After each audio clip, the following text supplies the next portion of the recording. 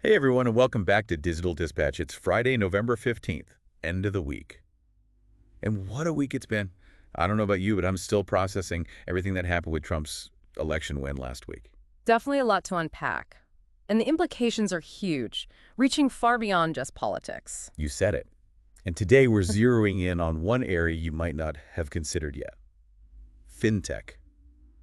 How could Trump's win shake things up in this rapidly evolving world of financial technology? That's our deep dive today. We're talking potential shifts in banking regulation, the fate of that powerful consumer watchdog agency, the CFPB, and even those sometimes rocky partnerships between fintech companies and traditional banks. Oh, and we can't forget about this thing called the 1033 rule. It's kind of a mouthful, but it could actually give you more control over your own banking data.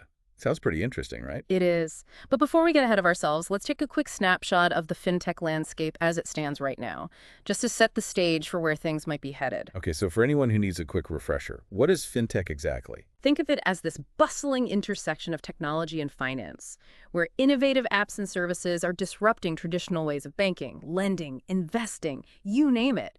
Everything from those mobile payment apps you use daily to online lending platforms and even robo-advisors. Basically, all those tech-driven tools that are making managing our money easier, faster, and often more affordable. Exactly. And here's a key thing to keep in mind as we dive into the potential Trump-era changes. A lot of these fintech companies actually rely on partnerships with those big traditional banks to operate. Right, because they might not have the same banking licenses or the infrastructure to handle everything themselves. Precisely. So their fate is kind of intertwined with what happens in the broader banking world. And speaking of the banking world, one of the biggest questions right now is how Trump's win will impact banking regulation. Yeah, that Forbes article we have for today's deep dive predicts a reduced regulatory burden under Trump. But what does that actually mean for fintech companies? And more importantly, what could it mean for consumers like us? Well, on one hand, it could make it easier for new fintech companies to launch and navigate all those regulatory hurdles. That could lead to more competition, which is usually a good thing for consumers, right? More options, better services. I like where this is going, but I'm guessing there's another side to this coin too. There always is. Less regulation could also mean fewer protections for consumers. It's a delicate balance, and it'll be interesting to see how things play out.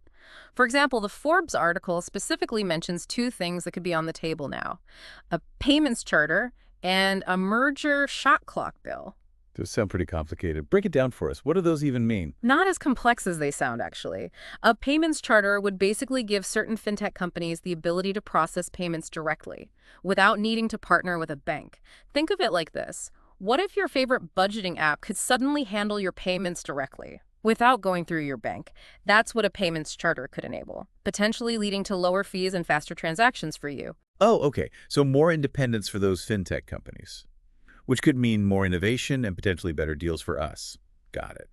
What about that merger shot clock? Well, that would essentially set a time limit on how long regulators have to review bank mergers. Some argue those reviews can drag on forever, stifling innovation and competition. So a faster shot clock could mean more mergers and acquisitions in the banking world, which could impact which fintech companies get scooped up, or even just reshape the overall landscape. Interesting. So lots of potential ripple effects just from those two regulatory changes alone. But there's another big player in all of this that we can't ignore, the CFPB, the Consumer Financial Protection Bureau. Ah, yes. The CFPB, they've been making headlines lately. And for good reason. They were much more active under the Biden administration. Yeah, they've been handing out fines like candy. The Forbes article mentions they ordered over $3.1 billion in fines and refunds just this year alone. That's the highest amount since 2015. So yeah, they've been busy. But here's where things get really interesting. Forbes seems to think the CFPB's days of flexing their muscles might be numbered under Trump. Why is that? Is it just because Republicans tend to be less enthusiastic about government regulation in general? It's a bit more nuanced than that. Republicans have historically argued that the CFPB is too powerful and that it can stifle business growth with all its rules and regulations. With a Republican-controlled Congress, it's highly likely they'll push for less funding for the agency, less oversight, and maybe even try to roll back some of the regulations the CFPB has put in place. So potentially fewer investigations, less enforcement action, and maybe even a friendlier environment for businesses that the CFTD might have previously targeted. But what does that mean for consumers? Are we going to lose some of the protections we've come to rely on? It's a valid concern. One specific example that comes to mind is the CFPB's new rule on credit card late fees, which they passed earlier this year. Oh, yeah. The one that's supposed to cap those annoying late fees at $8, Yeah. right? Instead of the average $32 we're used to seeing. That's the one. Now, whether that rule survives the Trump administration remains to be seen. There's definitely a chance it could be targeted for repeal or modification, so stay tuned on that one. Will do. It's definitely a reminder that even seemingly small regulations can have a big impact on our wallets. Wow. But speaking of impacts, let's shift gears and talk about those bank fintech partnerships we mentioned earlier. They're becoming increasingly important, but it hasn't always been smooth sailing, has it? Not exactly. Fintech companies need banks to offer certain services. But things have been a bit tense lately, with all the regulatory scrutiny and concerns about things like anti-money laundering compliance. Yeah, I've read about that. It seems like regulators are worried about fintech companies cutting corners or maybe even facilitating illegal activities, unintentionally or otherwise. Right, and that's created friction in those bank fintech partnerships. Banks don't want to risk getting slapped with fines or penalties because of their fintech partners, so they've been more cautious. But here's the interesting part. Forbes suggests things might chill out a bit under Trump. Is that a good thing or a bad thing? It's tough to say, right? Totally. It's that balance And again, fostering innovation while protecting consumers. But how would less regulatory pressure actually change these partnerships in practice? well, it could make it easier for banks and fintechs to work together, which could lead to even more innovative products and services for consumers. But on the flip side, if those partnerships aren't properly monitored, consumer safety could suffer. It's all about finding that sweet spot. And speaking of regulations that could impact these partnerships, Forbes also mentioned this thing called the reconciliation rule. Ah, yes, this is a proposed rule from the FDIC that would require fintechs and their bank partners to reconcile every customer's account at the end of each day. It sounds very technical, but it's actually a good deal because it's directly tied to consumer protection. Okay, I'm all for protecting my money, but why is daily reconciliation suddenly so important? Well, think back to the Synapse disaster. Synapse, a fintech company, had a major breakdown in communication with their bank partner, and thousands of people were suddenly locked out of their accounts. Imagine waking up one morning and not being able to access your money. The reconciliation rule is designed to prevent that kind of nightmare scenario from happening again by ensuring everyone's on the same page every single day. Okay, that makes sense. So more transparency and accountability in those bank fintech partnerships. Got it. And it sounds like this rule is likely to move forward regardless of who's in the White House. That's what most experts seem to think. It's seen as a common sense measure that benefits both consumers and the financial system as a whole. All right, so far we've got potential changes to banking regulations, a maybe less powerful CFPB, and some interesting twists in those bank fintech partnerships.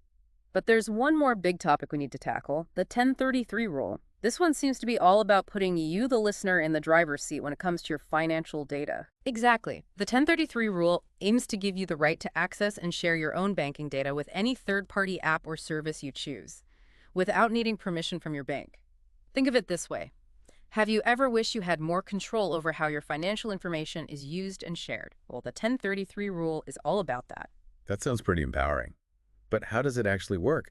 And why is this seemingly boring rule causing such a stir in the financial world? It all boils down to control over data. Banks have traditionally held that power, but the 1033 rule could shift the balance, giving consumers and fintech companies more leverage. And that's a fundamental change that some folks aren't too happy about. I can imagine. But let's bring it back to our listeners. How could the 1033 rule actually impact your experience with banking and fintech apps? Well, if this rule holds up, you could see a surge in new and innovative fintech apps vying for your business. Imagine personalized financial management tools that are tailored to your specific needs, loan offers that are actually relevant to your spending habits, and even the ability to switch banks without the hassle of manually transferring all your data. That sounds pretty amazing. But like you said earlier, there's a lot of pushback from the big banks, right? They're not going to give up control of that data without a fight. You're absolutely right. Forbes is skeptical that the 1033 rule will just disappear under Trump, but there are already lawsuits flying around challenging it.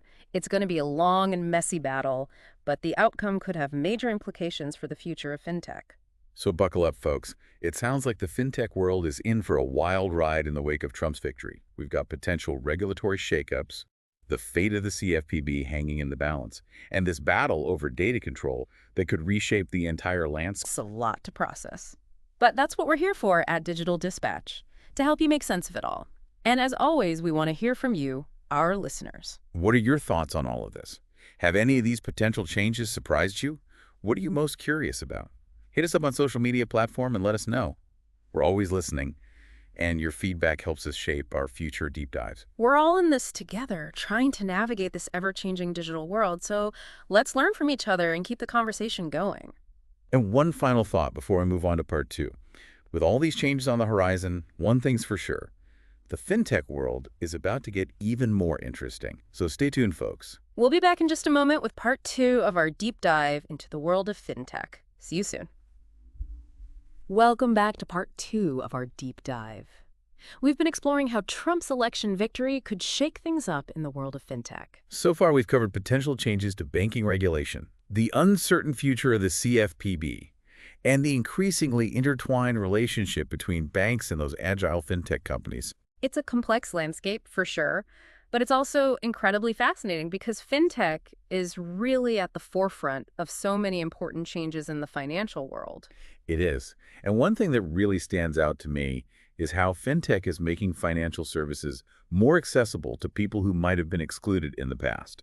That's a great point. We're seeing the rise of alternative lending platforms, which are providing credit to individuals and businesses who might not qualify for traditional bank loans. Think about small business owners or entrepreneurs who are just starting out. They often struggle to secure funding from traditional sources. Right. They might not have a long credit history, or they might be considered too risky by those big banks. But these alternative lending platforms are willing to take a chance on them. And that can make all the difference in helping them get their businesses off the ground. Exactly. Fintech is empowering these businesses to thrive and contribute to the economy. And it's not just about lending. We're also seeing fintech companies offering innovative solutions for things like financial literacy, budgeting, and investing. Tools that can help people take control of their finances and build a more secure future. And let's not forget about the role of technology in all of this. We're seeing incredible advancements in artificial intelligence, machine learning, and blockchain, all of which are transforming the way financial services are delivered. Absolutely. Those technologies are key drivers of innovation in the fintech space. They're allowing companies to create more efficient, transparent, and secure financial products and services. For consumers, this translates into faster transactions, lower fees, and even personalized financial advice. It's amazing to think about how far we've come in such a short time. But as with any rapid innovation, there are also challenges and potential downsides. Regulators are always playing catch-up, trying to figure out how to manage these new technologies and ensure that consumers are protected. That's the balancing act, isn't it? Fostering innovation while mitigating risks. And with the political landscape shifting, it's going to be even more complex. We've already talked about the potential impact of Trump's victory on banking regulations in general. But let's zoom in on a couple of specific areas where we might see significant changes. One that immediately comes to mind is online lending.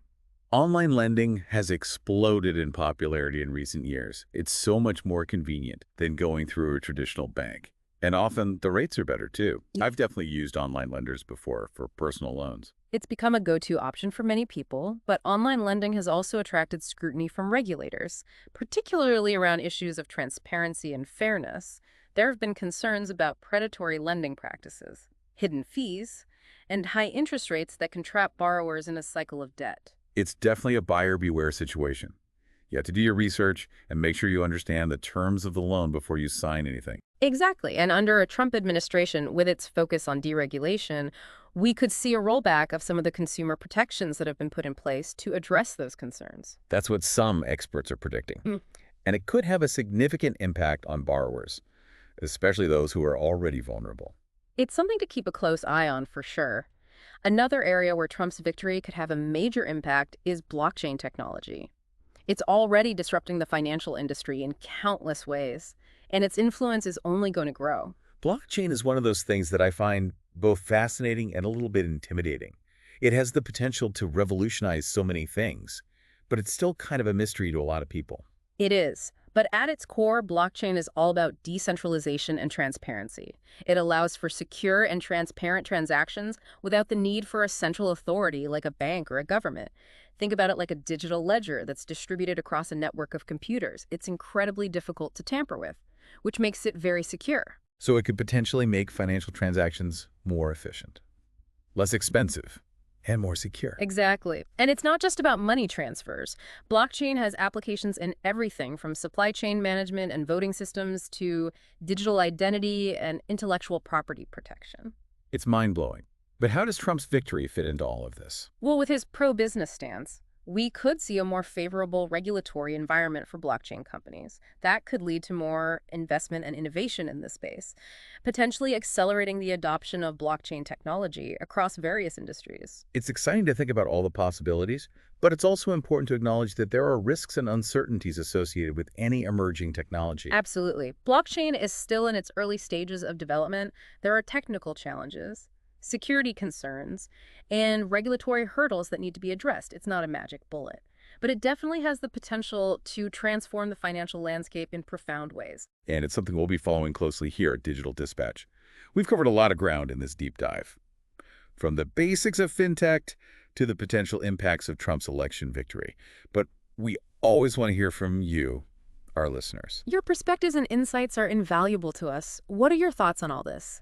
What are your hopes and fears for the future of fintech under a Trump administration? Head over to our social media platform and let us know. We're always eager to get your feedback and engage in thoughtful conversations about the topics that matter most to you. So don't be shy. Join the conversation and share your thoughts. We'll be back in just a moment with the final part of our deep dive, where we'll explore some key takeaways and parting thoughts. And welcome back for the final part of our FinTech Deep Dive. We took a lot of ground in this episode, from those potential regulatory shakeups to the fate of the CFPB, and even that intriguing 1033 rule that could give you more control over your own banking data. It's been quite a journey, and I think it's important as we wrap up to step back and consider what all of these potential changes could mean for the average person. You know, the folks who are actually using these fintech apps and services every day. Right, because at the end of the day, that's what really matters. So let's try to distill some key takeaways from our conversation. First off, it seems like we can expect a more pro-business approach to banking regulation under a Trump administration. That's definitely the consensus among most experts. And a lighter regulatory touch could be good news for fintech companies, potentially leading to more innovation and competition in the market. Which in theory could benefit consumers. More options, better services, maybe even lower costs. But there's always that flip side too, right? The potential for less consumer protection if things aren't carefully managed. Exactly. It's a delicate balance that policymakers are going to have to navigate very carefully. And speaking of delicate balances, the fate of the CFPB, that consumer watchdog agency, is something we're all watching closely. It seems likely that its power and influence will be curtailed with a Republican-controlled Congress. That's a pretty safe bet. We could see a rollback of some existing regulations, fewer investigations, and maybe a less aggressive approach to enforcement. Which could be good news for some businesses, but might leave some consumers feeling a bit vulnerable. It's a classic case of competing priorities. And it'll be fascinating to see how it all plays out. Absolutely. And then there's the whole question of how these changes will impact those increasingly important bank-fintech partnerships. It seems like those partnerships are here to stay. But the dynamics could shift under a Trump administration. Yeah, with potentially less regulatory scrutiny, we could see banks and fintech companies becoming even more intertwined, collaborating on new and innovative products and services. But again, that potential downside is always there. The risk that consumer protection might take a back seat to innovation. You hit the nail on the head. It's crucial that regulators keep a close eye on these partnerships, even in a more hands-off environment, to make sure that consumers aren't being taken advantage of. And then, of course, there's that 1033 rule, which is still very much up in the air. But if it survives the legal challenges, it could really be a game changer for consumers by giving them more control over their own banking data.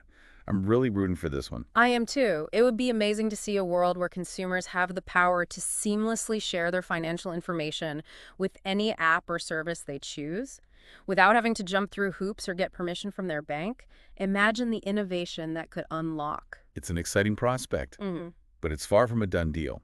Big banks are putting up a fierce fight.